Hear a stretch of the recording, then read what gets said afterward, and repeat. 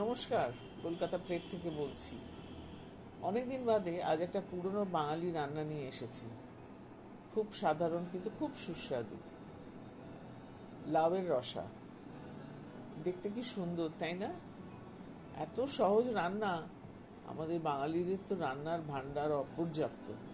যাই হোক, লাউ আর আলু সেদ্ধ করে নিয়েছি নুন দিয়ে। একটু চিনি লাগবে, সামান্য কয়েকটা উপকরণ, কয়েকটা বড়ি, দুটো শুকনো লঙ্কা, একটু গোটা জিরে। বেশি কিছু লাগে না। আর একটু হলুদ, হাফ চামচ, আর একটা কাঁচা লঙ্কা। আপনারা গোটা 1 চামচও দিতে পারেন, বা 4 চামচ। একটা কড়াইশুঁটি সেদ্ধ করে নিয়েছি। এগুলো ফ্রোজেন, আমার ফ্রিজে রাখা থাকে। আর সর্ষের তেল একটু কড়াই গরম করব। এই ফোড়ন দেওয়াটাই আসল কাজ। লাউয়ের রসার স্বাদ তার ফোড়নে। এবার বড়িগুলো ভাজবো। বড়িগুলো বেশ লাল লাল করে ভাজতে হবে।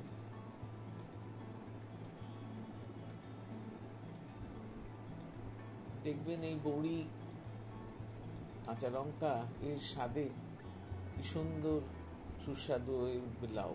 লাউ অনেকে খেতে ভালোবাসেন না, নিরামিষ লাউয়ের তরকারি। শুকনো লঙ্কা দুটো ভেঙে দিয়ে দিয়েছি, জিরেও দিয়ে দিয়েছি। জিরেটা কিন্তু লাল হতেই তরকারিটা ঢেলে দিতে হবে। কালো হয়ে গেলে কিন্তু স্বাদ নষ্ট হয়ে যাবে। কেন বারবার বলছি, ফোড়নেই এর স্বাদ, কোনো মশলা লাগে না এই তরকারিতে। এবার ওই জলটা একটু তুলে দিলাম, তারপর গোটা সবজিটা দিয়ে দিলাম।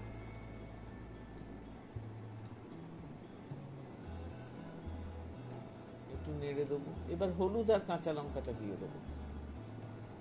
কাঁচা লঙ্কাটা আমি চিরিনি, কেন ওটা আমি ফ্লেভারের জন্য দিয়েছি। ঝাল আপনার ওই লাল শুকনো লঙ্কা থেকেই আসবে। তরকারিটা খুব একটা ঝাল হয় না। আচ্ছা, এবার এটা ফুটতে দিতে হবে। চিনিটা দিয়ে দিলাম, 1 চা চামচ চিনি। চিনিটা নিজের আন্দাজে দেবেন। নুনটাও একটু চেখে নেবেন। হালকা মিষ্টি তরকারিটা হয়। টকবক করে ফুটছে। আচ্ছা, এর মধ্যে না আমি একটু বাটি করে জল দিয়েছি। জলটা দেখানো হয়নি। তরকারিটা মাখা মাখা হয়, তবে ফুটছে তো জলটা কমে যাবে, ওই জন্য একটু জল দিয়েছি। 5 মিনিট ফোটাতে হবে। তারপরে ধনেপাতা ছড়িয়ে নামিয়ে নেব।